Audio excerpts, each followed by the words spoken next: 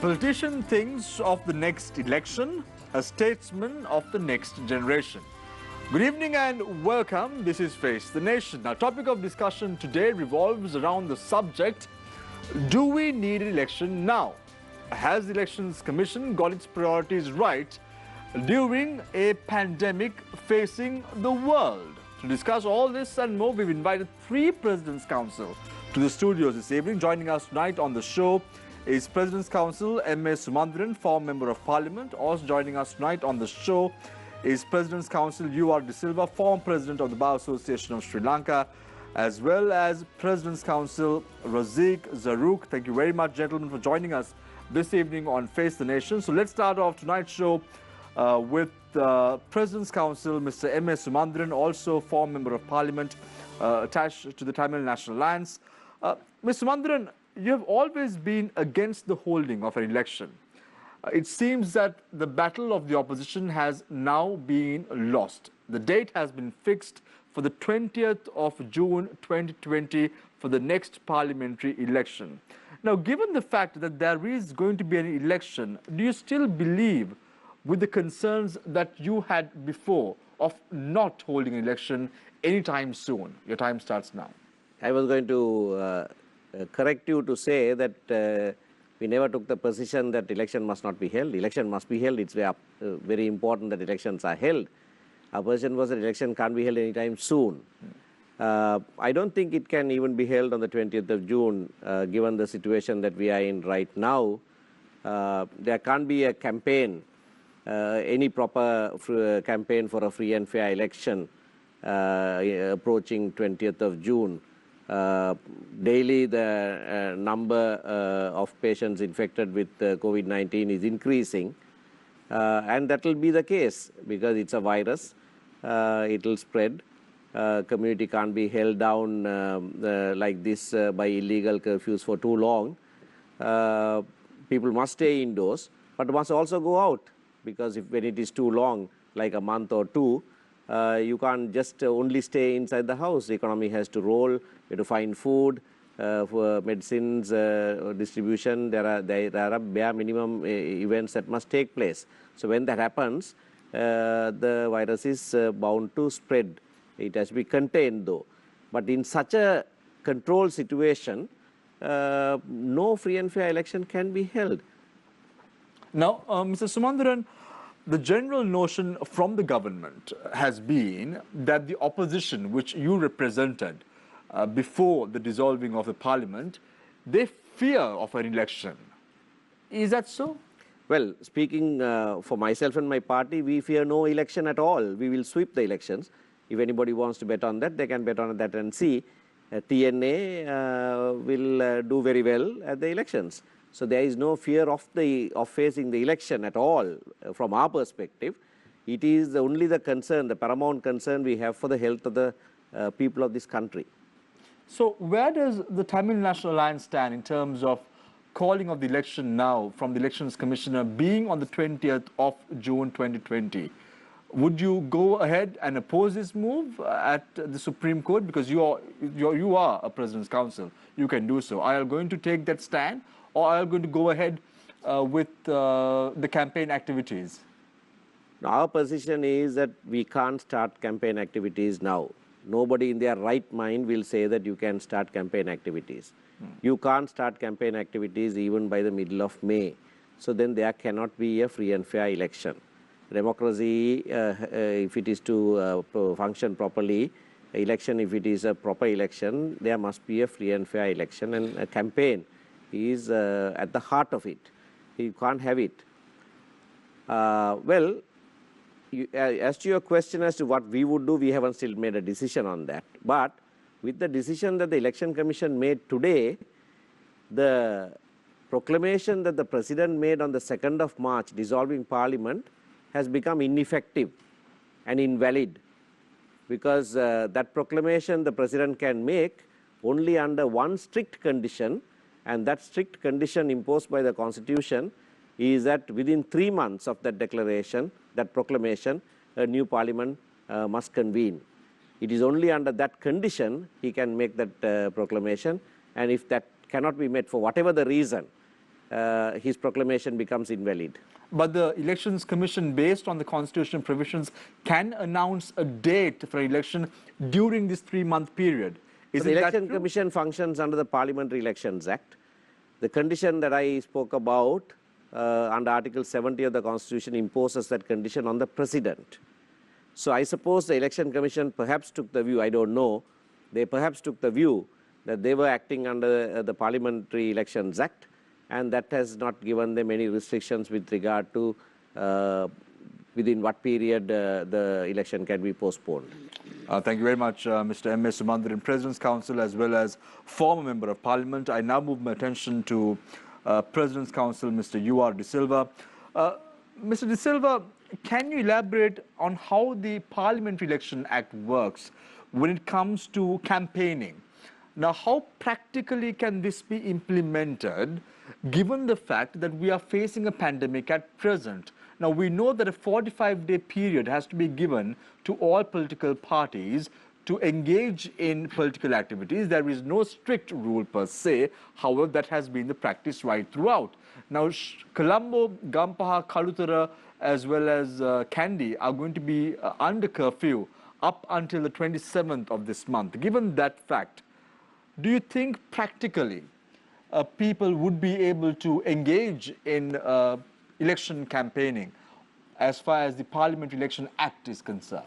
Yeah, I think it is important to note that on what basis the Election Commission has decided on this date. So, as Mr. Sumandaran, President Counsel, quite correctly stated, he went on the basis of the Election Act. So, the Election Commission was of the view that they have the power to announce the next date, because when they say that they are not in a position to go ahead with the elections, and it is their discussion that they can announce it at any stage. Not that they have to do it on the day that they have gazetted. They have to do it within that period, within a certain period, and they have the option to do so. What today they have done it. So why they have decided to go to 20th of June. They want to give sufficient time for them to arrange the elections as well as the candidates to get ready for the election. So they have had discussions. I saw the TV that they had discussions with various authorities regarding this issue, and thereafter finally they have decided on this day. So this date is going beyond 2nd of June. So that means what? The Election Commissioner has, or the President, Chairman, has decided in consultation with the other members, that they are in a position to have these elections on the 20th of June. So now we have to think positively and see whether the candidates have time. So now we can get experience when we go to 1989 election. So that during that time, what is the position of the country? So the JVP problems were there. So though there were problems, 1989 election was held. So how they campaign it. So now we have to decide whether we are going to have mass rallies going out and do that, or we have to think some other mechanism. So now electronic media is there, Facebook is there, and then the papers are there. So all these things are there, and they have to. I saw that they are discussing with the Postal Department also. If they are working, they can send various documents to the people, and on that basis, we have to adjust our campaign in such a way that the people will, the message will go to people. Now you speak about, Mr. De Silva, you speak about the 1989 election, which was held under dire circumstances as well, when the JP insurrection was taking place. But we're talking now about a global pandemic, and we're experiencing such a pandemic since 1918 in the world.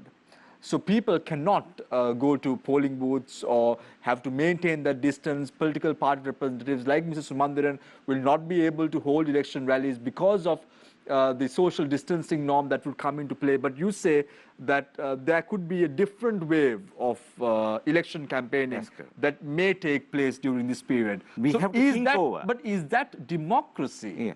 That is democracy, because we are allowing the people to come and listen to us or observe us, and then normal rallies also same thing. So we are going there, and there we are making a lot of speeches, and people hear that, and thereafter they decide. So likewise, the electronic media is there. So it is very, I think, appropriate in this particular condition.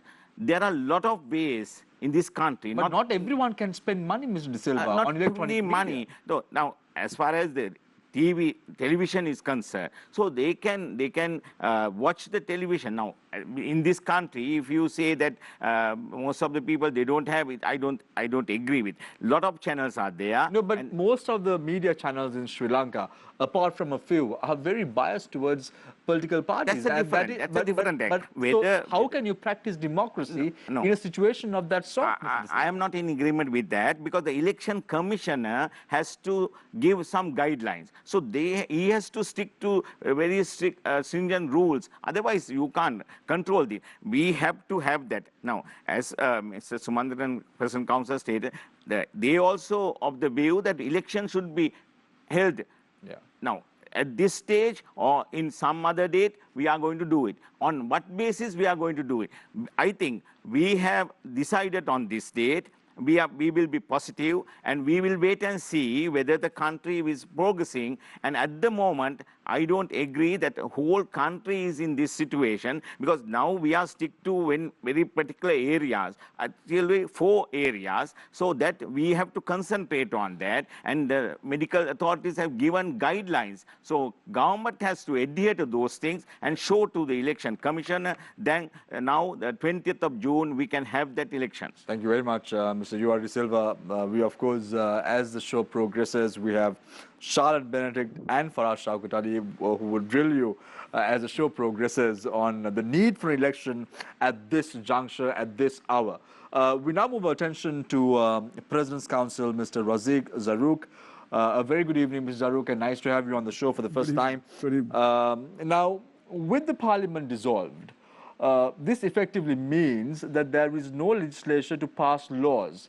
And let's say someone really wants to go and file a fundamental rights petition against the decision taken by the Elections Commission, the Supreme Court is not sitting. So in a situation of this sort, what can an individual really do? These are exceptional circumstances which need an exceptional answer, Mrs. Zarruq. Exceptional circumstances that need an exceptional answer. I think the Supreme Court has to sit as soon as possible. I don't know. The whole problem is the Supreme Court has scheduled to sit on a particular date, but because of the COVID-19 crisis, they were unable to sit, and they have not yet rather decided upon a date. I believe yet, unfortunately, the whole place is closed up, halted off, because it comes under the Keselwat police area. But if, for example, if someone wants to file a fundamental rights application in the Supreme Court, then nothing to prevent it, provided the registry is working to file that application. And subsequently, of course, then thereafter, the registrar, in discussion with perhaps the Chief Justice and the other judges, might decide on a date, depending on the urgency of the situation, that they should sit. So that exceptional circumstances might sometimes bring in exceptional remedies. So that factor is there. So I don't think you can shut it out completely. If they are needed, they might give. Now, for example, they have decided on 2 particular dates for bail applications to be considered. And they think that they went on to the extent of saying, well, you don't have to come here and file it. You could do it electronically. And they were even thinking in terms of making submissions electronically. So this might lead to a lot of innovation. I mean, we can't have a situation where the system of justice shuts down in the country as much as everything else shuts down. So there has to be some innovative methods. It has happened. It has happened. Unfortunately, it has happened, and even the scheduled dates on which the courts were to sit, we couldn't sit. So, Now, Ms. Zaruk, you have Mr. M.A. Sumanthiran, who was an opposition parliamentarian. You have Mr. U.R. De Silva, who was the former president of the Bar Association of Sri Lanka. In your humble opinion, do you think that the need of the hour is an election in Sri Lanka? well, you will have to have an election, as Mr. Sumanthiran himself said. Absolutely. The democratic process has to go on. Agreed, As to when, it's a matter of timing. When? It's a matter of timing. At the moment, everyone is focused on not on elections. Nobody is focused on elections, but everybody is focused on controlling the spread of the virus and bringing normalcy to the country. That's the first priority. But the election looms. We need a parliament. The country has to go on. The government has to go on. We need a government. We need the opportunity given for people to exercise their franchise. Franchise is inalienable and it has to be exercised. So what is the best time? So that is why, for some reason, perhaps after discussing with the task force and the other stakeholders who are involved in it, that the elections commissioner decided, or rather the commission decided, that 20th June should be the ideal date. So let's hope so. By 20th June, we will have the elections, or at the same time, in the meantime, things will get normal. So we are very optimistic, hopefully. That's all we could do at the moment. Thank you very much, President's Council, Razik Zaruk. At a time that health and the economy should be the top agenda of anyone in Sri Lanka, it's quite sad to say that holding of election has reigned supreme in place of all this. So I open the floor for questions from our journalists. On to my immediate left is Charlotte Bennett, who is also a law student, and on to my far left is Farah Shaukat. Let's start off tonight's show with Charlotte. Thank you very much, Shamir. My first question goes out to President's Council M.A. Sumanthiran. Sir, when you gave your opening address, you said that since the Elections Commission scheduled the election on the 20th of June, that invariably means that the proclamation made by the President on the 2nd of March now becomes invalid. Does this mean that the previous parliament that the President dissolved is once again alive and well right now? Yes, the previous parliament, life went on till 1st of September. Ordinarily, it could have been 1st of September. But President is given the right to dissolve it 6 months earlier. And he did that at the very first opportunity. 6 months earlier was 1st of March, and 2nd of March he dissolved it. My contention is that by the 1st of March, he knew very well that no election could be held in the next 2 months. Knowing that, he dissolved parliament. He shouldn't have done that. He even postponed his trip to China in February. And 2nd of March he dissolved the parliament because when he dissolves parliament under section 70, it's only under a very strict condition that within 3 months new parliament must sit. So the constitution is very, very specific that the country cannot be without a parliament for longer than 3 months. That's a principle that is set in stone in the constitution. So for whatever reason, if that is breached, then his declaration, his proclamation dissolving parliament becomes invalid. The parliament that is dissolved will come in, spring back to life. And that is also important while we are confronted with COVID-19, that we have a parliament. I mean, we are a democracy. A democracy has like a three-legged stool. You have the judiciary, as Mr. Zaruk said, somehow, whatever the court must sit. Nobody is saying because of the court don't sit, no. Civilly, parliament is equally important. You can't run the country only on executive.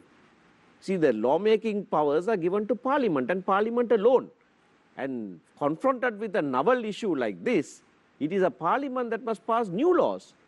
Countries world over, parliaments world over have passed new laws, calling them Coronavirus Act, COVID-19 Special Act, and so on. That is important. All our health acts are, one is more than 150 years old. The Quarantine Act. Contagious Diseases Act, under which the health minister is now making regulations, over 150 years old. Quarantine Act is over 100 years old. Right?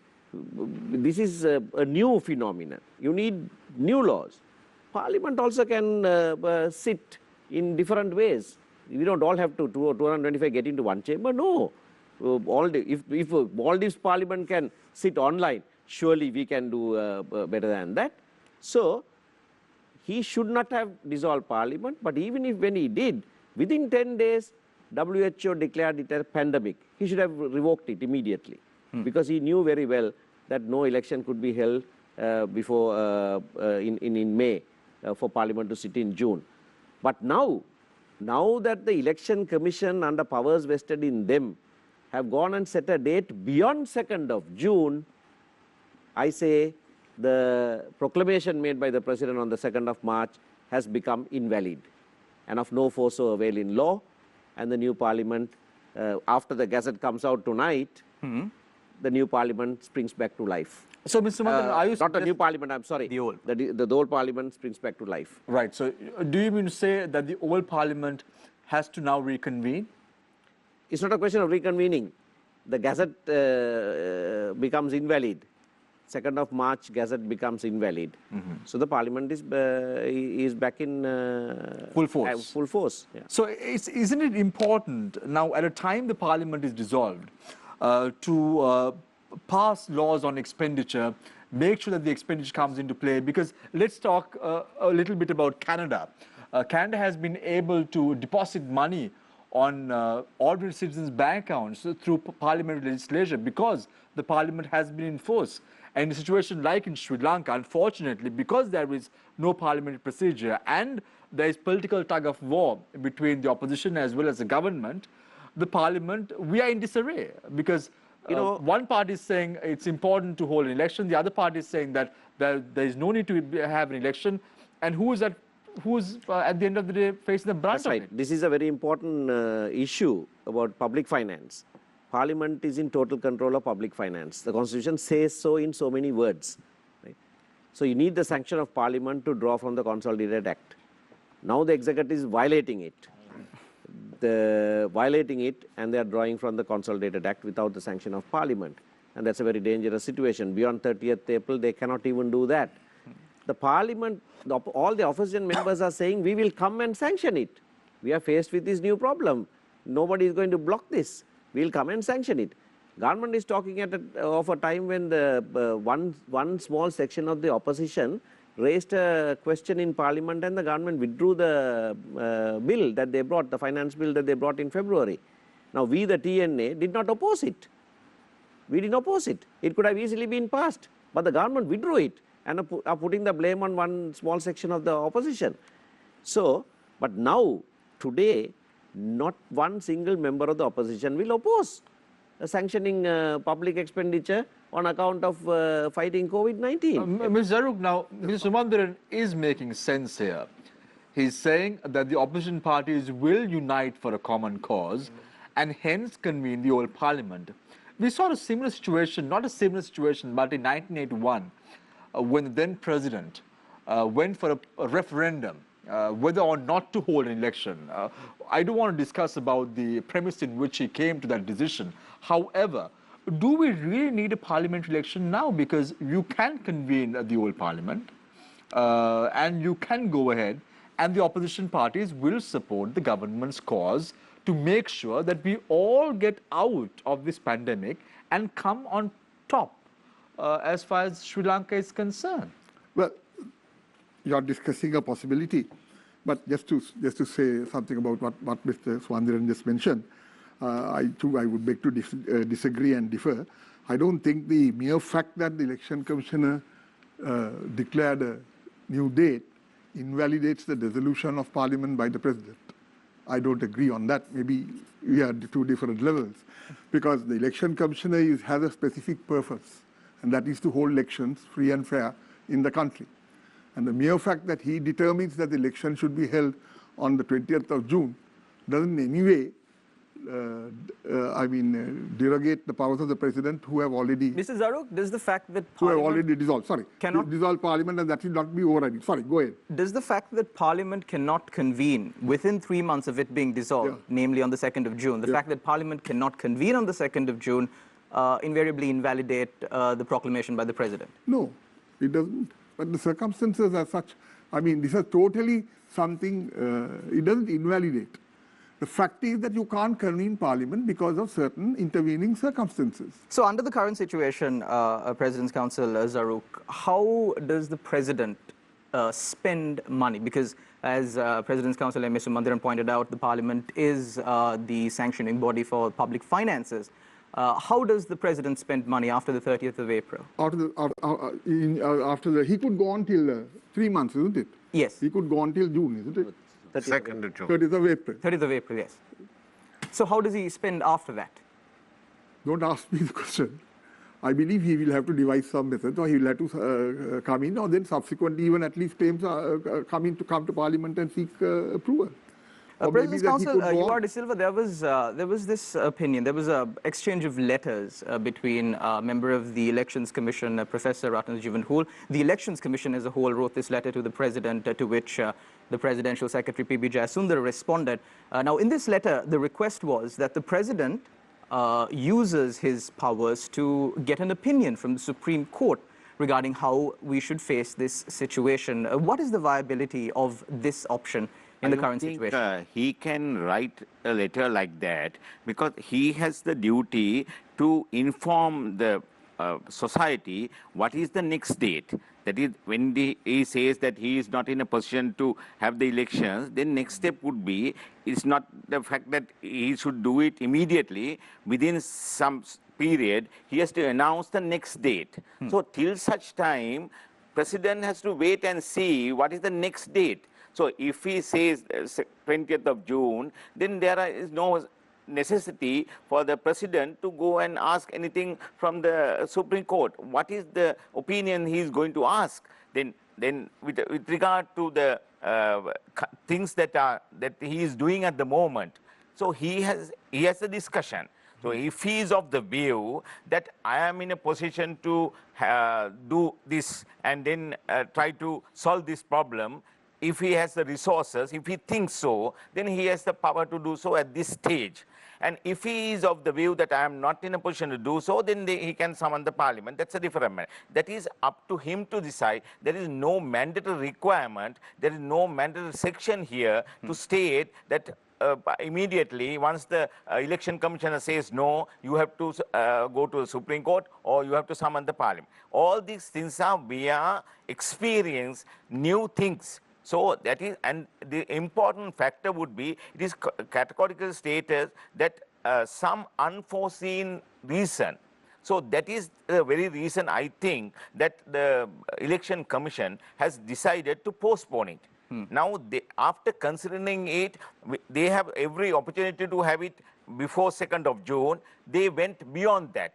What it means that they think that within that period, we are in a position to solve, to some extent, we can solve this problem, and then we are happy with the authorities' decisions, and they are predicting. He has the authority, and discussion will be taken by him, not by us. So we can't say anything. And I don't agree with Mr. Sumantiran, President Counsel, with regard to call in the Parliament and get the approval, because the way that the people, not the President Counsel, Sumantiran's party, the other opposition people, what they express their views, we can't see they are in agreement with the way that the government is solving the problem. So are we having any problem? Now, you can see that the President and the Prime Minister, they call leaders of the various parties to come to a certain place, and then they decided what to do. They ask their opinion. So likewise, they can do so if the President wants it. Otherwise, the President has the power at this stage to proceed with, and even after 30th, also, we want to see whether is there any problem or any prohibition for him to say no. So that's up to the President to decide. Mr. Sumanthiran, what about the doctrine of necessity then, where the president and other state actors can take even extra legal action to restore order? And we've seen that in soon after the tsunami, in the issuance of death certificates. That's right. What about that? You see, doctrine of necessity necessarily involves a situation where there is no other way. There is absolutely no other way. If there was no other way, then you can have resort to doctrine of necessity. But here, there are plenty of other ways available. As I said, revoking the proclamation dissolving parliament is one. But there is another one, Article 70, in which this strict condition of 3 months is imposed. It's said twice in Article 70, one in Article 73 and again in Article 75.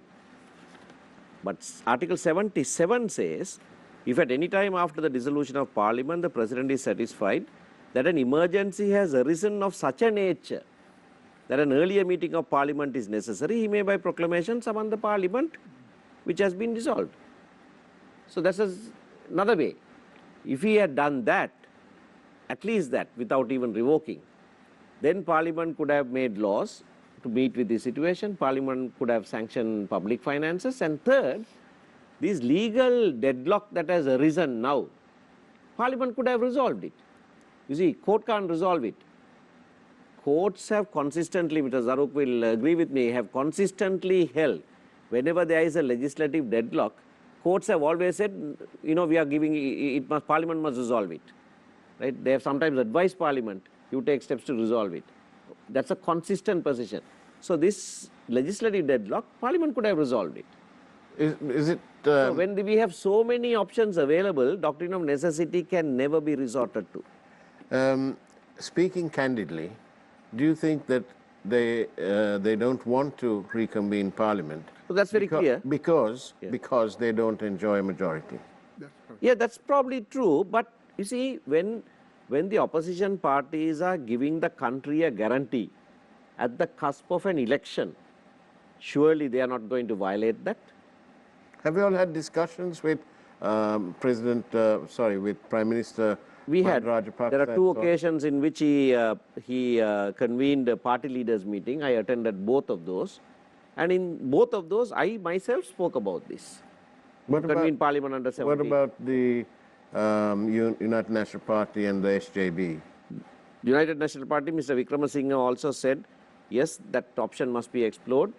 That is a good one. SJB said we will sanction anything that you bring. We will sanction. Mr. Sajid Premadasa gave that assurance. So all of us expressed our view that Parliament must convene. And why do you think, candidly, why? Candidly speaking, I think the executive thinks that this is a convenient way of running the country without the cumbersome feature of a parliament and other aspects of democracy. But they're having elections. Well, elections, it is a politically convenient time, they think, to have elections to obtain a majority that they may get or they may not get. But that's their political calculation. Some people have pointed out to the holding of elections rather successfully in South Korea. Yes, I was just looking at what South Korea does. You see, 26.7% of the voters in South Korea voted electronically. And some 100,000 odd COVID-19 patients voted in special booths. And every other voter was given personal protective equipment to get into the polling booths and vote. 66% overall voted. To conduct an election of that nature in Sri Lanka, we will spend 100 times more than we spend at our normal elections. And is there a danger of computer Jilmart showing its face? Yeah, we don't have the necessary programming to have electronic voting. We can't test it at a parliamentary general election like that now. That should have been, the test should have been run much earlier. So it's not at all possible. I mean, South Korea and Sri Lanka cannot be compared at all.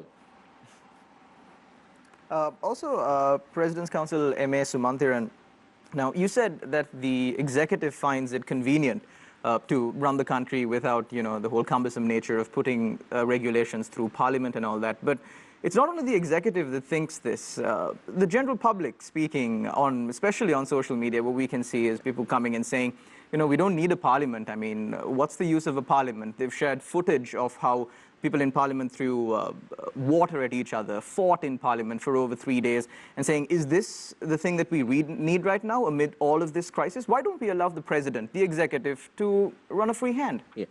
Ironically, those who misbehaved in parliament are actually in the government benches now, right? But that's ironic. Nevertheless, I know the sentiment of the general public, but that doesn't mean that we can be rid of parliament. The only feature of a democracy is that you have a parliament. If there is no parliament in the country, this country is not a democracy. If people are willing to say we don't want democracy, let's have a dictatorial rule, then that's another matter. But I don't think our people will come to that point ever. Right? You cannot call a country a democracy without a parliament. Every democracy has a parliament. However badly behaved that parliament is, and world over all parliaments behave like that. That's a bad thing. But you need a parliament. Now, Mr. De Silva, initially when Mr. Sumanthiran made his opening remarks, he said that he's very sure that the election will not be held on the 20th of June. He was quite positive about it. So what happens then? Let's say this 45-day period for campaigning is not, we are not able to see it because of the curfew that would be imposed. Because we know right now the Government Medical Officers Association as well as Community Physicians of Sri Lanka have articulated that an election is not the need of the hour at present. So let's say this 45 days of election campaigning is not held come the 15th of May 2020. So then what happens? Will the election be postponed again? Yes, that is why I want to say that now they have given a time period. And as you said, what they meant was that they are allowing the candidates to do some campaigning. So as you said, 45 days, if the election commission is of the view that the country is going in the wrong footing and then they can't have the elections in a proper way, they can postpone it again. So that is not a bar to postpone it. Then the president has the power to decide and go forward because it is stated that unforeseen reasons they can do so. So that power is there with the election commission. So we are positive. What I say is, at this stage, we have to summon the parliament. That is, now, at one point of time, we say we don't want election. So without election, how can we summon the parliament?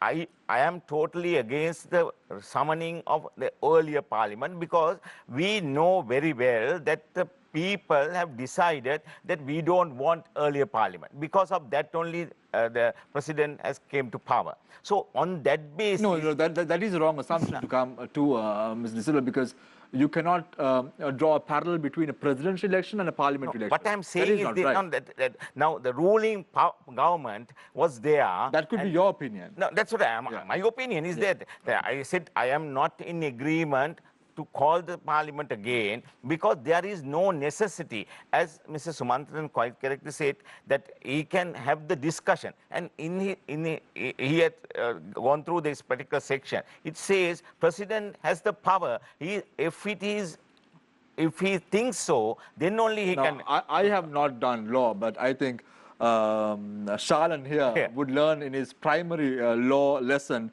that there are three arms of government. One is the executive, one is the legislature, and then comes the judiciary. In all these three elements, only one element is now in function, and that is the executive. And this is a very dangerous affair Of course, that is why. And that is why it is Election important to Commission convene has the decided. current parliament. No, that is why I say the election commission has decided to have election. No, in what part of time you say that we don't need election because in this particular situation we don't want to have election. Okay, perfectly right. And then what next? That the solution is call in the old parliament. No, the election commission has the power and he will decide whether to proceed with. Now, he has the power, whether he is going to have the power, and then he has decided that 20th June I can have this election. So if he is not satisfied the condition at that moment, beforehand he can decide, and then he can say I am postponing it. So there is no bar for that. Then I say that it is the president that decides whether to call the parliament again or not. So Mr. Sumantran says that automatically the proclamation will come to that situation. It is not correct because there is no such provision here. We assume that it comes to that position. But what I say is, at the moment, the country is going in that way. The election commission has decided to have this 20th of June. Whether Mr. Sumantran, President Council says either it can be held or not, it is up to the commission to decide. So if the commission is of the view, and mind you that if the commission is of the view that we can have separate election in separate district, forgetting Colombo, they can have the election separate. No, but that was what we experienced during the Mahinda Rajapaksa era. What I'm and saying most of the people were against that move I am not to have saying staggered elections. I quite appreciate your view. Now, if the position is that election commission has the power, it is being given by the constitution and the election laws also, he has the power to have the elections like that way. Right. Mr. Zaruk, now, I remember as a kid, my parents saying that President J.R. Jayawardena, when introducing the executive presidential constitution in Sri Lanka, had said, I can do anything except make a man a woman or a woman a man. It seems his task is now very difficult, given the current conditions, isn't it? No, that is, of course, he was expressing the powers now that he could do, what Parliament could do, perhaps. No, but it seems that he's really taking advantage of this clause and this constitution that has been empowered on him as an executive president. He brought in this hybrid constitution in 77, where, of course, at that time, he also brought in a concept where he didn't recognize minority parties. The cutoff point was 12.5%. That was brought down to 5%. Otherwise, there would have been mayhem in this country if the minority parties were not represented in parliament. So in 89, that was 88 rather, it was corrected. But just to coming back onto what the earlier discussion, this as regards finances and the rest of it, well, we are in a situation where we have to spend for the country. The public servants have to be paid, the health system has to function, economic activity has to take place. So my concept is, true, even if Parliament has not approved it, the President should exercise his powers and keep the country going. He'll have to. Besides, I would also like to draw particularly the attention of Mr. Sumandiran, the Article 150, subsection 3 of the Constitution, where it says where the President dissolves Parliament before the appropriation bill for the financial year has passed into law, he may, unless Parliament shall have already made provisions, authorize the issue from the consolidated fund and the expenditure of such sums as he may consider necessary for the public services until the expiry of a period of 3 months from the date on which the new Parliament is summoned to meet. So there has to be another date for a new Parliament to be summoned. And from that point onwards, for a further 3 months, he could go on. So therefore, you need to have elections. Therefore, the elections are being held on the 20th of June. Let's hope everything is tickety-boo and we are holding the elections on the 20th of June. No, that's very hypothetical. No, not hypothetical.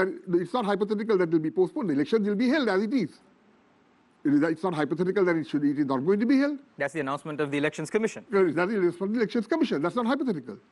But if that is so, 150, and if he is bound to nominate the date for summoning the next parliament.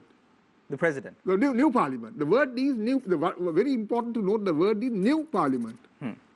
So in which case, 153 might apply. I would like to know Mrs. Sumanthiran's views on that. 153 might apply. Yeah. So that is that's the provision in which he could do that. Apart from the fact that the concept of doctrine of necessity, even if the law doesn't permit and all that, he'll have to spend all this and then come before Parliament and seek approval. Let's give an opportunity to Mr. Sumanthiran to respond to that. Yeah. You can rebut that point if you yes, wish. so 153 we have looked at. 153 says, unless Parliament shall have already made provision. Right? So that is the controlling phrase. If Parliament had not made provision, then authorize issue from the consolidated fund for a period of 3 months. Now Parliament has made provision. Have they? Yes, up until the 30th of April, Parliament has made provision. Only till 30th of April? That's right. Not thereafter? No, that is true. But this contemplates a situation where budget has not, the appropriation bill has not been passed and Parliament has not made provision. Yeah, Parliament has made provision.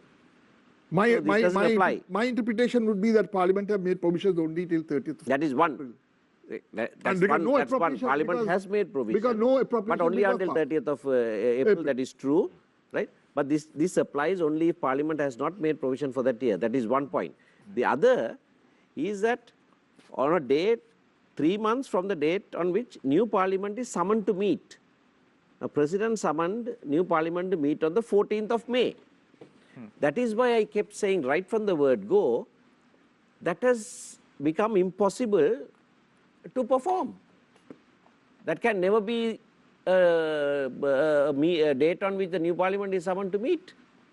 Election is not going to be held before the 14th of May. But what about, you address this doctrine of necessity, but what about this constitutional exceptionalism which allows the President to do just about anything under Article 33(2), I think it is. This empowers the President to do all such acts and things not inconsistent with the provisions of the Constitution or written law, as by international law, custom or usage, the President is authorized or required to do. What about that then? See, that is a general provision that is given because we are under a system of executive presidency. Right? But where you start in a chapter which says 148, that says Parliament shall have full control over public finance, full stop. Right? Where public finance is concerned, President doesn't have powers. Full control. It's not even shared with the presidency. Yeah, that's correct. So far as public... The 150 is an exception to that. Yeah, 150 is an exception to that. That's correct. I agree with Mrs. Zaru. 150 is an exception to that for a limited period. But I say that's controlling words are if Parliament has not made provision. Secondly, the point that I made right from the word go is that it is not possible for Parliament, new Parliament to meet. You know, it has to be read with 70. That's why I keep saying Article 70 imposes a heavy condition on the President if he is to exercise that power to dissolve Parliament earlier than its due term. It appears twice. It says he must, in the proclamation dissolving Parliament, he must announce the date of the election and a date for the new Parliament to sit. The President need not announce the date. No, he has the Elections Commission that needs to announce the date. No. If it is an early dissolution, it is the President who has to announce the date of the election and a date on which the new Parliament meets. How sure are you on that? Well, I'll read it to you if you're not sure about that. I'll give you a few minutes. No, I'll just read it to you. A proclamation proroguing, 71, provided that the President shall not dissolve Parliament until the expiration of a period of not less than 4 years and 6 months. And then a proclamation dissolving Parliament shall fix a date or dates for the election of members of Parliament. But not the President there. President. Yes, President. President only can make this proclamation, nobody else. President's Counsel M.A. Sumantiran, the first proclamation, the President must issue a date for the 2 dates, election. even, no, the and point, the no, date- I'm coming to the main point, not a dispute on who is to, it is the President, we know it's a President who has to do that. Yes. That's not the point I'm making. The point that I'm making is, when he makes a proclamation, there are 2 dates that he shall mention. If he doesn't mention those dates, that proclamation is invalid. If he doesn't give a date for the new parliament to meet, it is invalid because it's repeated. So now a date was fixed by It was the fixed. president. It is repeated, saying he can change the date of the new parliament meeting. Nevertheless, even that new date must be within 3 months of the dissolution of parliament. That's why I said twice it says that. So it's under a heavy condition. It's a conditional power given to the president. Now, Mr. U.R.D. Silva, President's Counsel, was saying it's a power given to the president. On a number of occasions, he said it's a power given to the president, even to consult the Supreme Court, to revoke the proclamation, all of that. Yes, it is a power given to the president, but in our law, there is no power that is exercised arbitrarily or as he wishes. All power has to be utilized for the public benefit. There is nothing called absolute discretion. Everybody is given power to hold in trust for the people. So, in a situation like this, President can be compelled. Now, fortunately, we have the 19th that's Amendment. a good point. President can be compelled to revoke his gazette. Yes, now that's a good point, Mr. De Silva. Or to even summon Parliament under 77. So what do you have to say about No, that? that is why I say that President has the power, and as he quite correctly pointed out, benefit of the people should be the main concern. He can't arbitrarily take decisions. At this stage, what is the benefit? As you said, we don't want election. At the moment, we are concerned about the health condition and the running of the country and the economic situation. And hence reconvene Parliament. And reconvening Parliament is a discussion. Yeah. So whether he thinks that it is an essential thing, it is helpful to the people, he can do so. Now, on these conditions, Mr. De Silva, sorry for my ignorance on this constitutional law. That is why we have 3 learned President's Council debating this topic today. Why can't the President, if there is an issue with all this, which is of contention, seek the opinion of the Supreme Court on this matter? Why is he silent? And you have the President's Secretary issuing a strongly worded document to the Elections Commissioner articulating that the President does not have to do it. But the President could get the opinion from the Supreme Court of Sri Lanka on this. So there is no necessity. That is why I say the Secretary has sent a letter to state that you can't dictate to the President to go to the Supreme Court at us. If they want, they can go to Supreme Court. Any other, as Mr. Saruk says, President Counsel, that any other person individually go to Supreme Court. But there has been many instances in which former presidents have gone and sought the opinion of the Supreme Court of Sri Lanka. Perfectly right, perfectly. At this stage, is it necessary? That is what we have to concern. Because now, when opposition party can say, various people can say, it is the needy hour. But the President is of the view. That is not an arbitrary thing. On the same fact that Mr. Sumantiran brought on with regard to trust, and that is placed by the public on that particular position, he could do so. You are in a correct path, because that is the trust. He was given the trust to run the country, and then he is doing a service. At this So stage, when there is a contention on a matter like this, so he is not concerned about the election. That is why we say, no, he concerned. is concerned about the election, No, isn't it? How can you say that? Because he is at the moment doing the benefit of the people to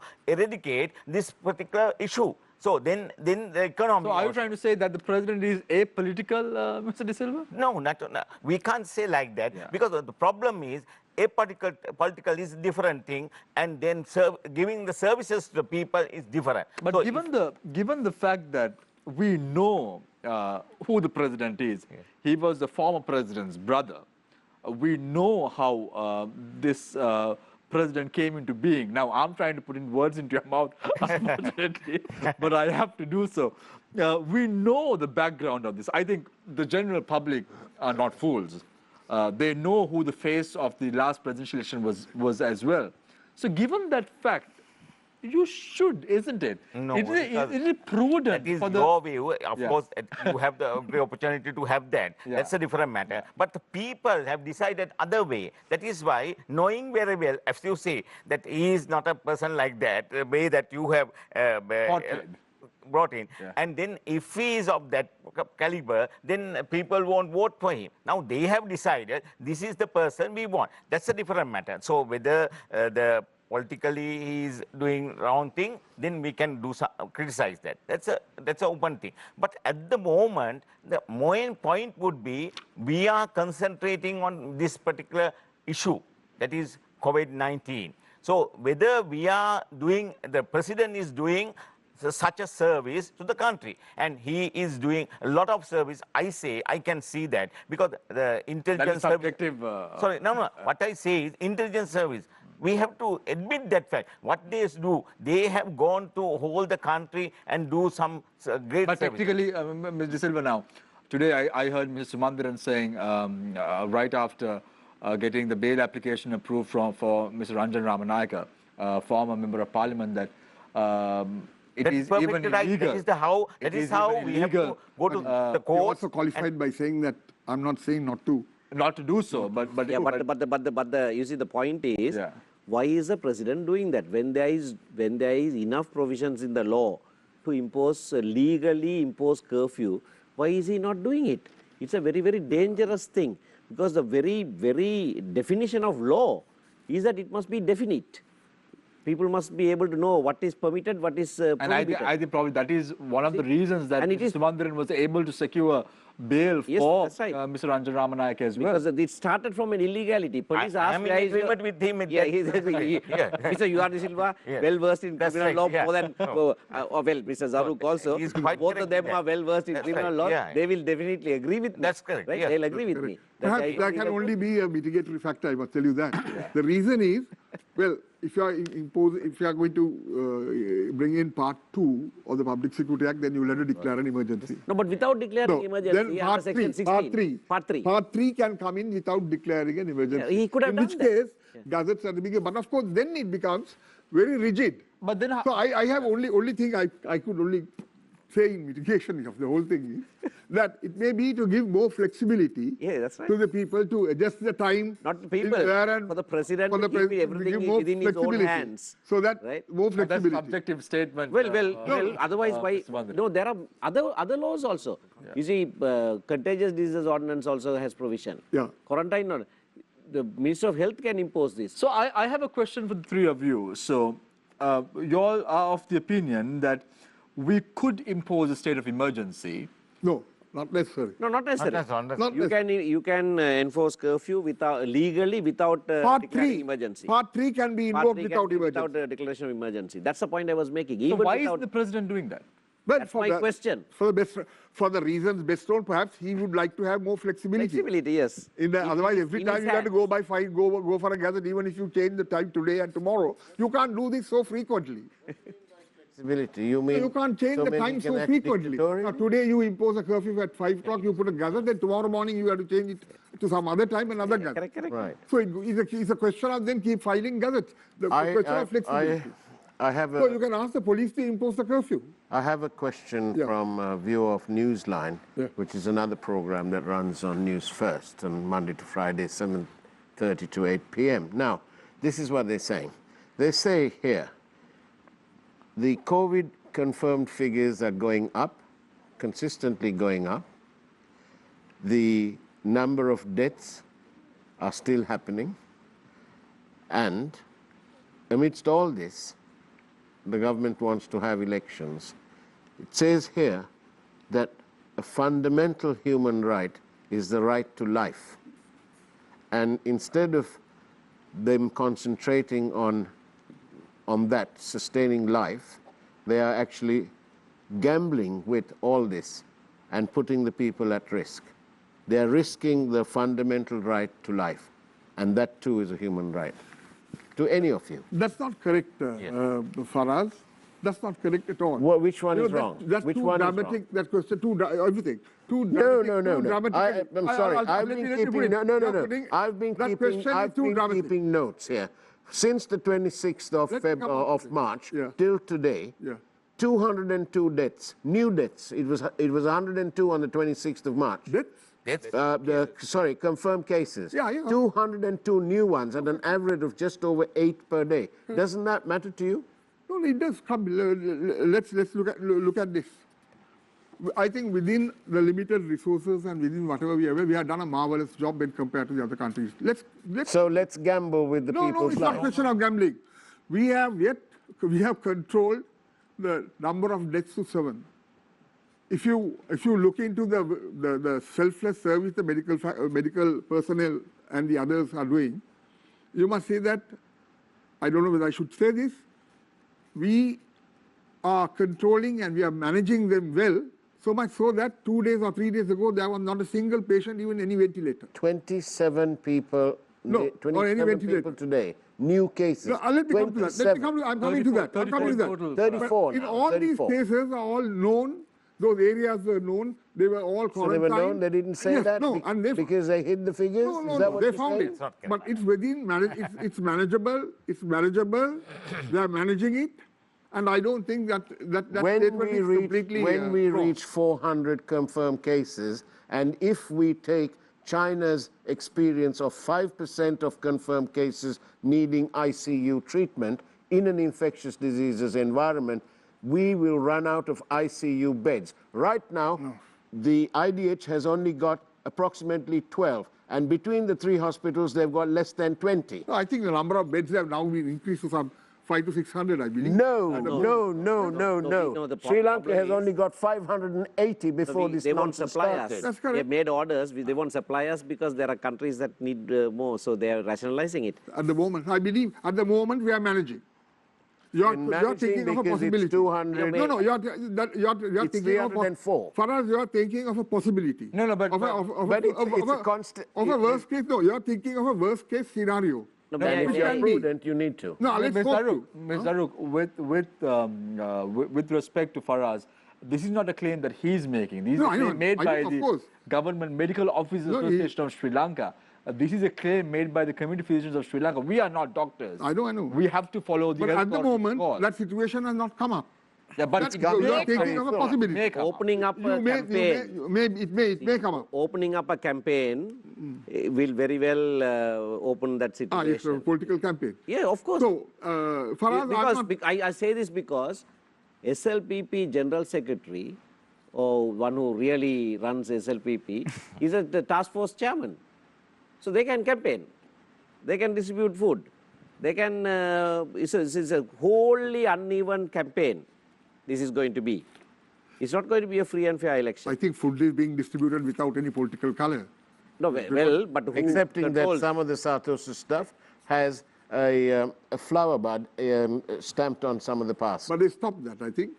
And Yeah. Faraz, No, all of I this want has to started and say stopped. that if you say that 300, it is the whole position. But the people who have gone out of the hospitals, you never say it like that. So deduct that and say to us. Then we can say- 202 people are right That's now. right. So no, that's you- on the no, you average came of out 8. as 300. That's correct, not correct here. Another No, 20 but- days, it will be it'll be 400. No, don't worry about that. Mr. Silva, so Nobody can I say don't that. think for us, I don't think it's right I don't for us think it's to- not going to be that No, exponential. I don't think, I apologize on behalf of us. I don't No, think no, no. we should even pray That's for correct, the fact yes, that yes. it has to go to 400. I think we are a nation and we have to stand with the people for us at the end of the day and not even Absolutely. pray for a situation of that sort to happen. So all We're these not praying for that, but are those made on possibilities hypothetical we must ground be aware. in the event it happens. That's correct. So anyway, we have a question for Mr. U.R. De Silva. So even before the nomination was closed, President Gotabaya Rajapaksa, addressing SAARC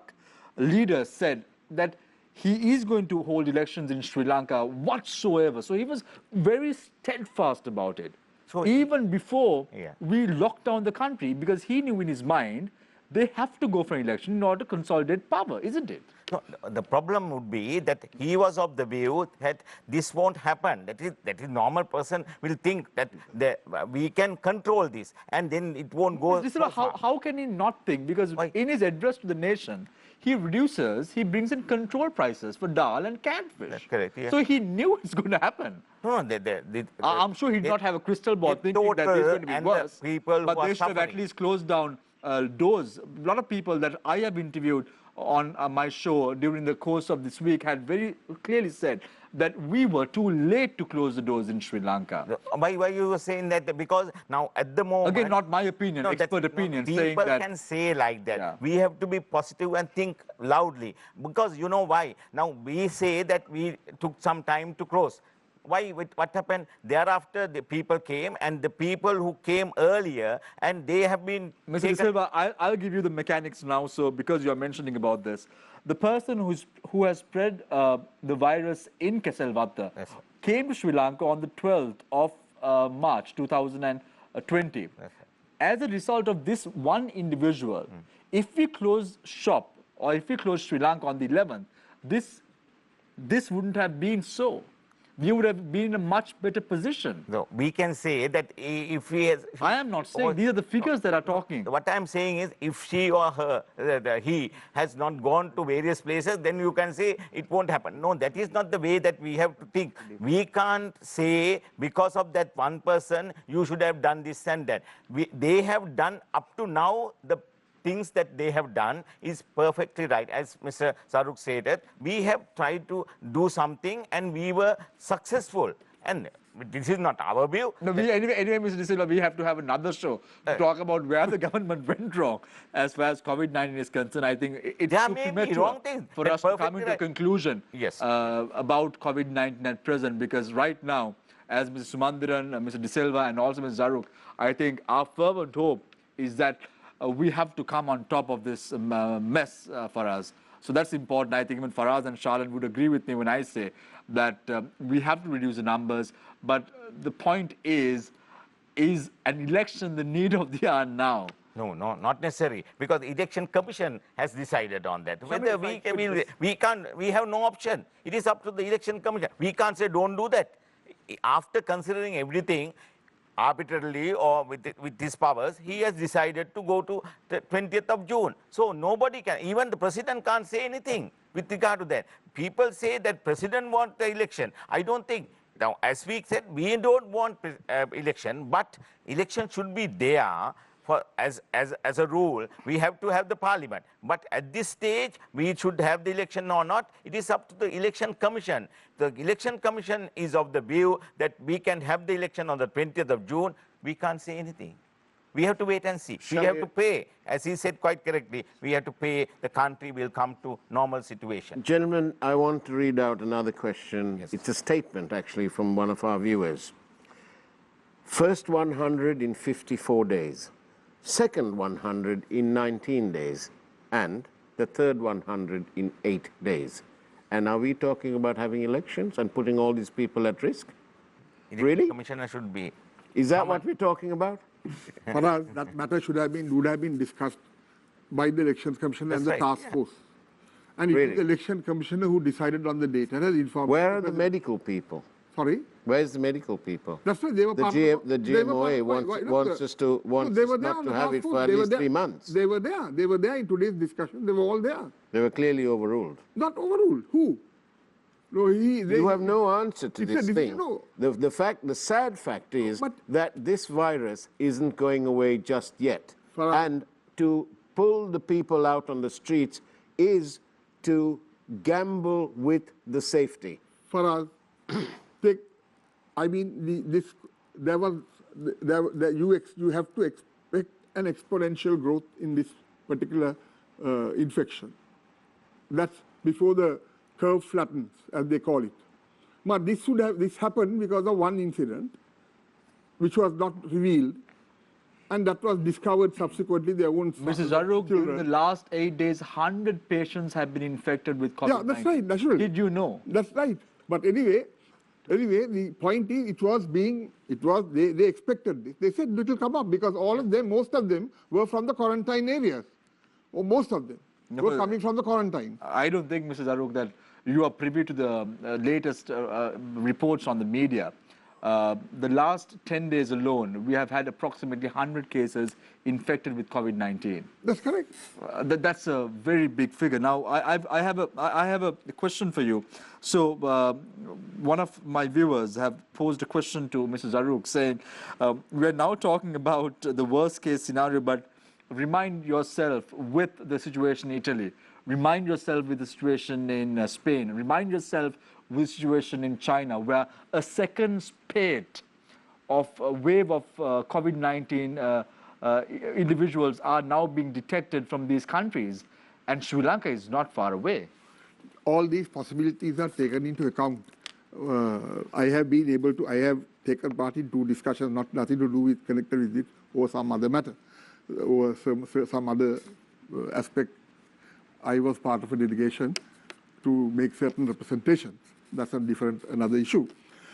In that, I noticed that many factors have been taken into account. They have factored everything in. And I think experts are handling it. And I think the biomathematics are being done very, very in a scientific manner. Predictions are being done. The measures that we have adopted are very great, except, of course, I would personally prefer more tests being done. And we have certain limitations as far as... Ms. Zaruk, let's keep this... No, let me tell you. Yeah. So by and large, all these possibilities and fears are there, my dear. These possibilities and fears are there. I'm not ruling them out. But all these are factored in, and our experts have taken all these into account. I want to go to so far, they have managed well. Mrs. Zaruk, Yeah. somebody's telling me that the message from COVID-19 to the world is, don't be cocky. I want to ask this from Mr. Sumanthiran, please. What happens to the country between the 2nd of June and the 20th of June? Are we a rogue state? Here we are because we don't have a parliament. You see, I wanted to come in earlier on. I agree with Mr. U.R.D. Silva when he says the people elected the president. Yes, they elected the president. They did not elect Gotabaya Rajapaksa to be the parliament also. Parliament is a separate institution. No, that is agreed, yeah. But parliament is important. Merely because people elected the president doesn't mean that we can do away with the parliament. No way. Parliament is a separate institution, totally independent. I'm sure he agrees with that. And the sooner parliament is... Sooner parliament, yes. That's correct. But here, I want to make a very clear statement. I want to place the blame on wanting to have the elections this early in this indecent hurry solely at the feet of the president. As I said earlier, the president was in a hurry, the first opportunity to dissolve parliament, with the knowledge that this was there. On the 24th of January, the leader of the opposition, Sajith Premadasa, raised this matter in parliament as early as 24th of January. And when he raised it, he said yesterday, that is 23rd of January, he said yesterday the WHO met for the whole day to contemplate declaring a pandemic. What is Sri Lanka doing about it? The Minister of Health's reply was just a bluff. Then he gave notice, 5 questions, and asked the question again on the 5th of February in Parliament. Now, for all of those people who think that Parliament is useless, this is what Parliament did. Raise this question. He even asked the question, why haven't we still closed the airports? He said 26th of January to 8th of February is the Chinese New Year holidays. That's when the Chinese travel around. There are bound to be Chinese tourists coming here. On the 24th, he said, from tomorrow, why haven't you taken, what steps haven't you taken? These are the questions that people ask in Parliament. That was not responded to. Now I come to the President. You see, you asked the question about the SAARC Leaders Conference. He said that on the date specified, 25th of April, we will have the election. We will have the election. He said that a few days after WHO declared it a pandemic. How was he able to say that? Right? That is one. Secondly, I won't put any blame on the Election Commission, because the last letter that was written by the Secretary to the President to the Election Commission challenges them and says, who told you that an election can't be held before the 28th of May? It says that.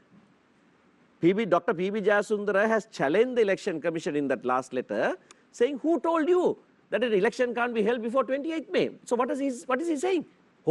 Fix the date. You dare well fix the date before 28th of May. That is what he's saying. Twisting the arm of the Elections Commission. Commission. Yeah. That is what they said. So the president was somehow determined to hold these elections, even over dead bodies, literally. And I want to tell the country, the blame, first blame, lays at the feet of the president of this country. That's not a fair statement to make, because I think the security forces as well at the head of state must be having their intentions. No, with regard to the election, I'm saying this. And in fairness to the president also, he made those decisions based on the situation as on that date. No, but there were a few confirmed cases. Yeah, there were a few confirmed cases. So at that time, that was the data available, and it's based that on is that why only. that is why I said I know you election never will not be held. all this, so it's not fair to say that. Election not being held doesn't mean that we can't have no parliament. But President's Counsel, M.A. Sumanthiran, it's pointless right now for us to cry over spilt milk. And from what I've gathered is from the course of this discussion is the fact that, well, you need three arms of the state for a state to function properly. And as you quite rightly pointed out, President's Counsel, M.A. Sumanthiran, we could end up being a rogue state if only one arm of the state is functioning. Now, directing my attention to President's Counsel Luar de Silva, you said that there is no necessity right now to hold the elections. You also said that there is no necessity to convene the former parliament. And I believe we just got an alert from Newsfirst saying that the president has stressed that there is no need to convene the old parliament. So the president concurs with you. And also you said that there is no need to seek for the opinion of the Supreme Court regarding how we should function in the future.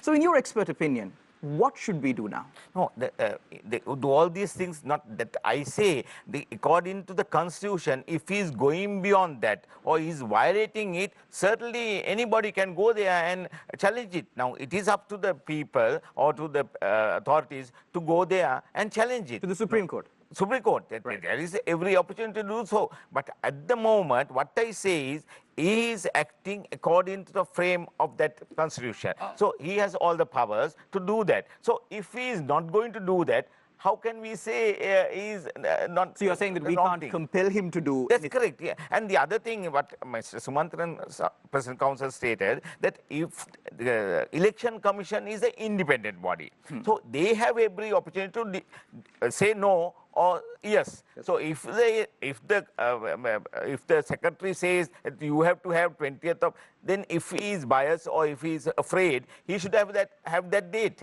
No, he has ignored that date. Yeah, but how independent are the commissions in Sri Lanka? That's another question. That of course we have to decide later. Yeah, that's another question. On the face of it, what I am saying is that they have, after consulting everybody, they have come to this position that we have to have 20th of June. Because the independence of the Elections Commission also is under contention, because they have not consulted. They have not consulted the political parties.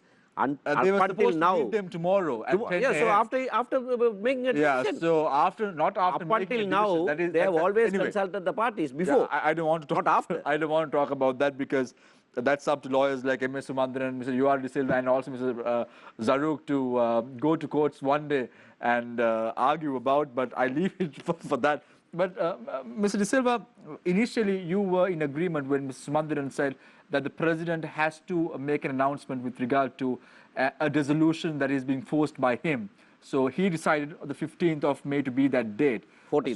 So 14th of May to be that date, and you were in agreement to that. That's correct. And you said you nodded. That's a mandatory requirement. Yeah. So, but right now, what is the date given by the president? Because we all know that such a date has not been declared, and we have violated the first principle. So then he has to go to the next step. That is the. So where did the president announce of a next date? Commissioner. So where did the president announce of a next date? That is what I'm come to, because So I'm completely basing my argument on the Constitution of the Democratic Socialist Republic of Sri Lanka, where excerpts were read by Mr. Sumanthiran, and you agreed in agreement, saying that it is so. But where in the media or even a communique has the presidential media division or the president himself has issued to have or convene the parliament subsequent to the 20th of June. Yeah, When is that? That's why I'm coming Yeah. to, because now Not already the election commission, they have decided the 20th of June. Why? They think that it is the possible date we can have free and fair election. That is what they meant. So not the president. So then thereafter, the first date he can achieve. So he can't achieve that date. So then the next date, after 20th of June, he has to inform from tomorrow onwards, he has to inform to the country that what is the date that he is supposed to call the parliament on after 20th of June. That is how it goes. But that date cannot be a date later than 3 months from the date of dissolution. 2nd of June is Yeah. the furthest date that he can. Yeah, So, but then how is that compatible? 75C says he can change the date. It says, Yeah. 75C says he can change the date, but Has to be- certainly not So later than 3 months from the date of I just want to place it on record for the three gentlemen, the three learned gentlemen, the President's Council, that the President's task at the moment is difficult. It's not an easy job to do. So at the end of the day, we have to agree that being on that position, being on that seat is not easy during a pandemic of this sort.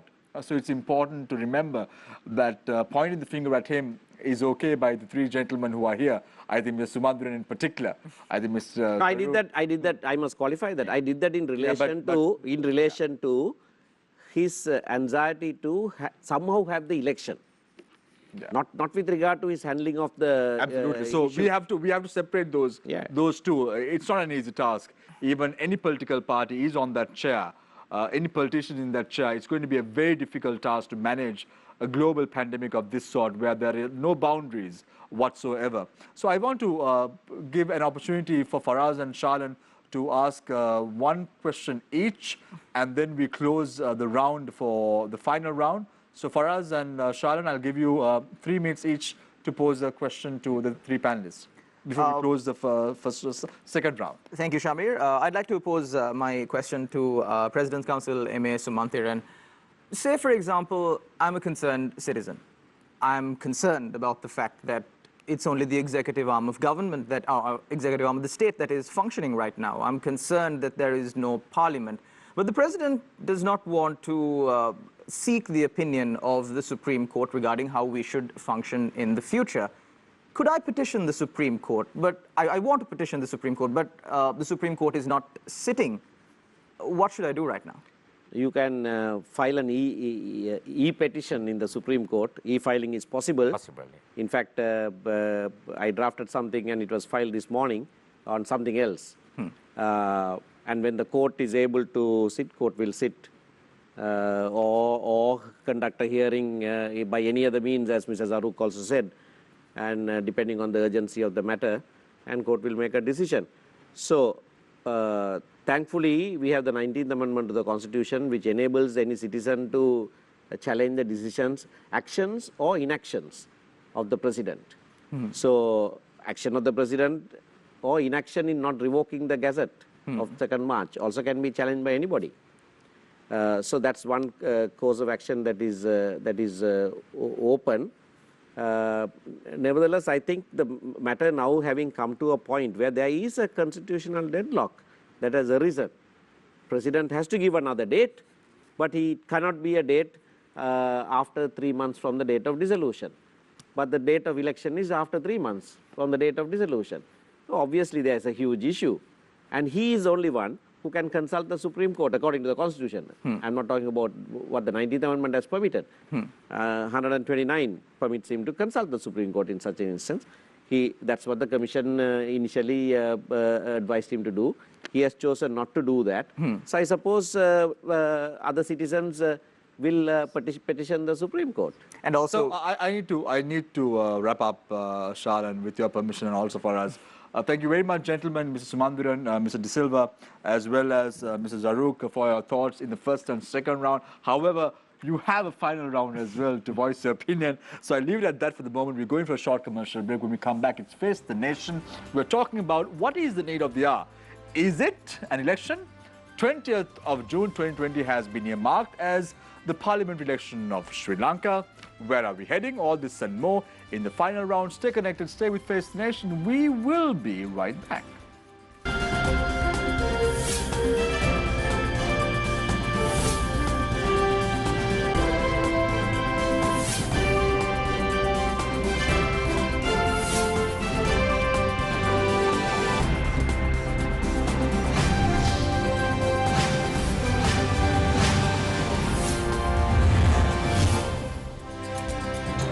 Welcome back. It's the final round right here on Face the Nation. We'll start off with President's Counsel, Mr. Raziq Zarruq. Just to keep the three of you informed, I know you all are all President's Counsel. No new arguments can be brought forward in the final round. So we will only finish off with a rebuttal if you require. But at the end of the day, it's going to be a message to the government as well as authorities what to do as far as the future is concerned. Now, Mr. Zarruq, you come from a minority sect. You're a Muslim. In your opinion, right now, how do you think the minorities should act in a situation of this sort? Because at the end of the day, all of us are fighting for one cause, that is to make Sri Lanka supreme. Sri Lanka reigns supreme. We all have to unite to make sure that we come on top as far as COVID-19 is concerned. We have to rise as a nation. What is your message to all the communities in Sri Lanka? I think you're quite right. I think we have to forget all our differences. We should think that we are Sri Lankans and then fight a common cause in a common manner. And we should all be united and focus ourselves and help the government and support the government in its effort to fight this, not only as minorities, even with different political hues. Whatever may be our different political hues, we have to fight this common enemy, which is the coronavirus. So as far as that, your question is concerned, that would be my answer. But do you want me to wind up the answer? Yes, you can say in your closing remarks, you can probably rebut any of the points that were brought forward by the speakers. May I come into my closing remarks? Yes, of course.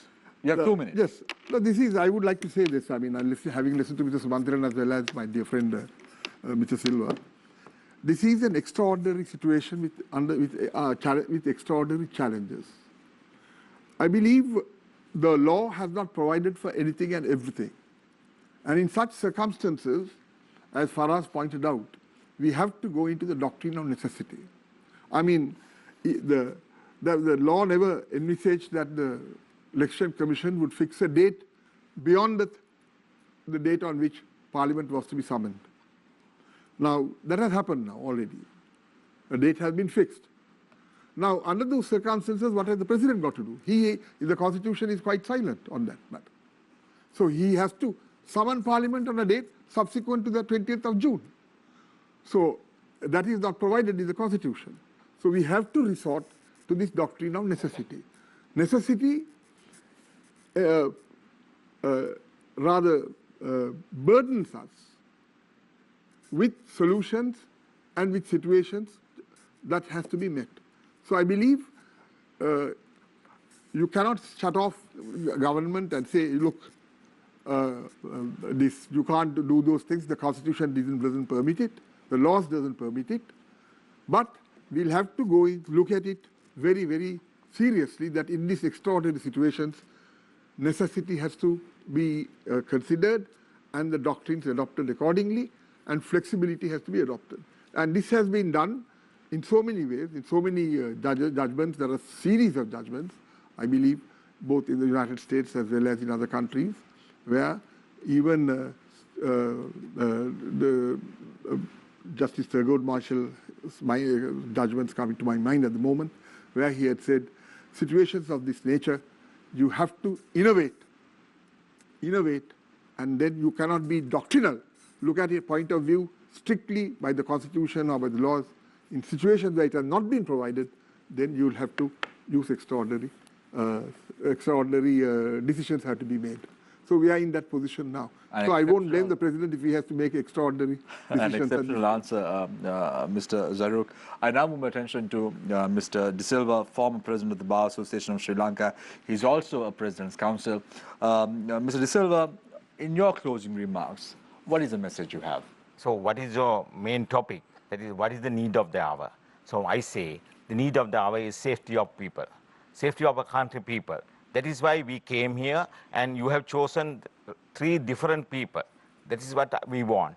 We have expressed our views, all for the benefit of our people.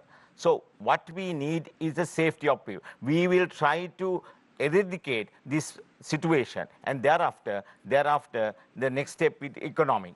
The final is that we have to have the parliament.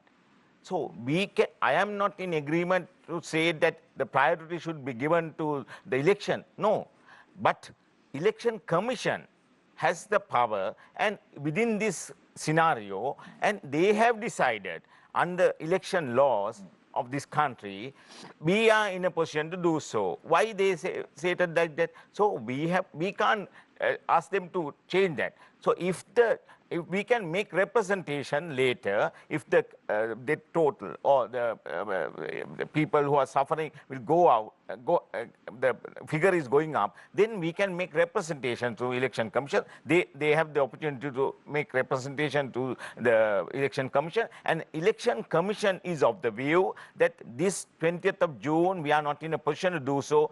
We are in agreement to postpone it. So that is why we say we want our country to be safety, and then we will go united, and then we will do our best for the benefit of our country. Thank you very we much. have learned lessons from this COVID-19, and we have learned a lot of lessons, and we have to think loud, and we have to be positive, and we should go together and do the... Thank you very much, Mr. Yuri De Silva, the President's Council, as well as former President of the Bar Association of Sri Lanka. Finally, we have Mr. M.A. Sumanthiran, also President's Council. Excuse me, Shamir. Yes. The doctrine of necessity finds harmony with Newsfirst's representation of the people.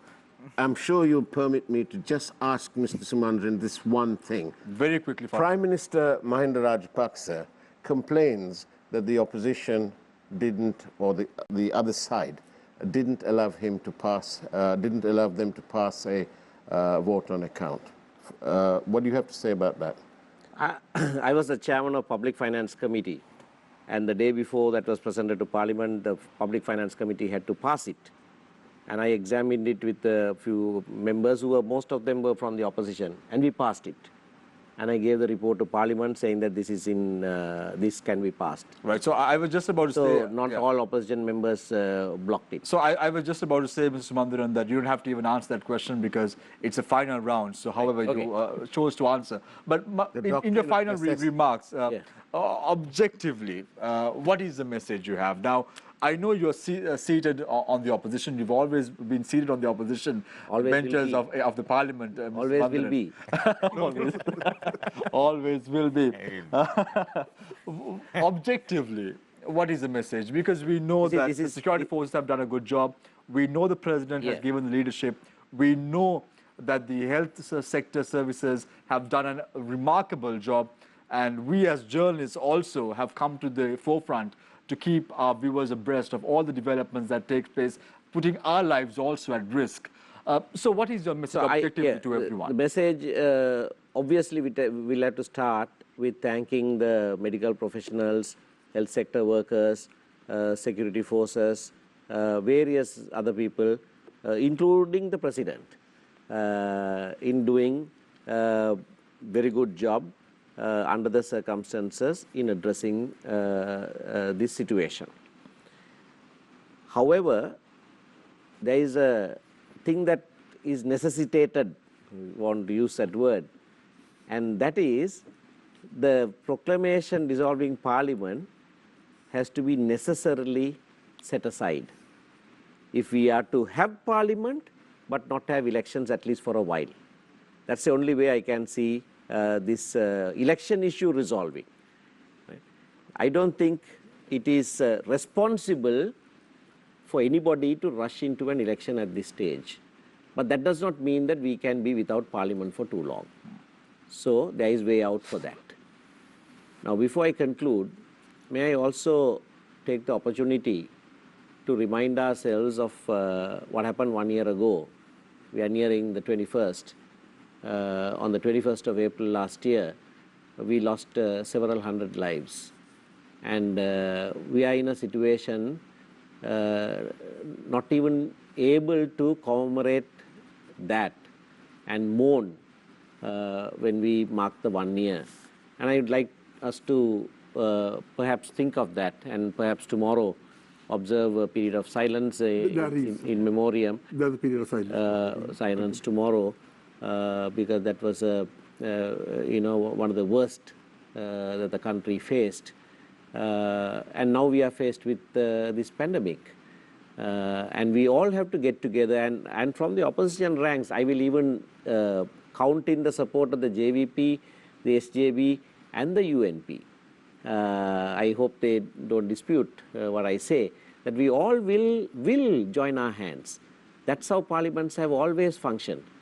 Join together and fight this.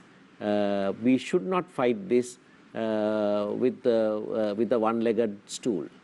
Thank you very much, President's Counsel M.A. Sumanthiran, former Member of Parliament, for joining us on the show tonight on Face the Nation. Thank you very much, President's Counsel Mr. U.R. De Silva, former President of the Bar Association of Sri Lanka. Thank you very much, President's Counsel Mr. Razik Zaruk, for joining us this evening on Face the Nation. And thank you very much, Faraz and Shalan, second-year law student, for joining us this evening on the show as well. It's important to understand that the President, the security forces, the armed forces personnel, alongside with the health sector service personnel in Sri Lanka, has done a remarkable job. No one is even thinking that this figure should go up. There has to be a flattening of this curve, and we as a nation have to rise up and stand tall. History will be the best judge as far as COVID-19 is concerned. And as journalists, we don't have a political side. We have only one side, and that is the side of the people. So we ask questions, tough questions sometimes, and guests sometimes do get angry with us, and we are sometimes attacked in social media as well. But that's okay, because we have a common cause at the moment. We aren't kids either. We have professionals working around the clock to bring you up-to-date stories, and our trust makes sure that we cannot be purchased either. We are a news network that stands with the people always. Now, this trust must be earned over the years. Though good times and bad, we are always with the people. We report for them and them alone. I leave you tonight with the quote, as I always do. The Constitution is there to protect the people from power, but unfortunately, it cannot protect us from ourselves. Take care and good night.